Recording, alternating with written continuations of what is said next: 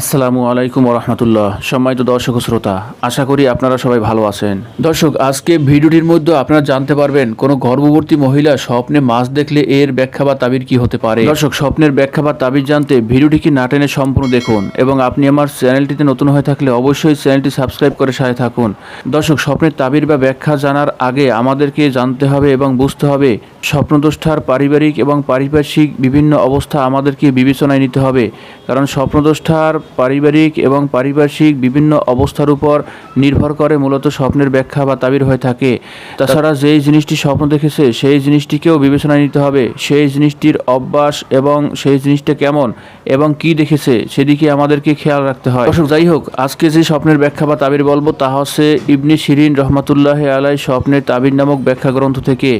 দর্শক, গর্ভবতী মহিলার জন্য স্বপ্নে মাছ দেখার বিষয়ে ইবনে শিরিন রহমাতুল্লাহ আলাইয়ের বক্তব্যটি তার স্বামী আগামী দিনে তাকে যে খুশি সংবাদ জানাবে তার প্রতীক, এবং একজন মহিলার জন্য স্বপ্নে রান্না না করে মাছ খাওয়া তার জন্য একটি সহজ প্রসবের ইঙ্গিত দেয় এবং শোভা পায়।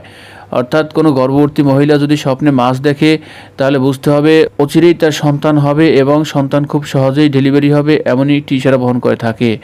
দর্শক, তাছাড়াও একটি ঘুমন্ত ব্যক্তির জন্য একটি স্বপ্নে মাছ ইঙ্গিত দেয় যে তার একটি ছেলে হবে এবং বৃদ্ধ বয়সে তার পরিবারকে সাহায্য করবে।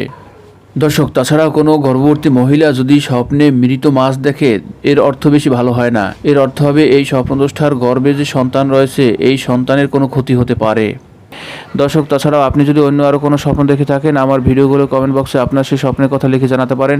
আমি যথাসম্ভব চেষ্টা করব আপনার সেই স্বপ্নের ব্যাখ্যা বা তাবির দেওয়ার। সে পর্যন্ত ভালো থাকুন, সুস্থ থাকুন, সেই কামনায় শেষ করছি। আল্লাহ হাফেজ।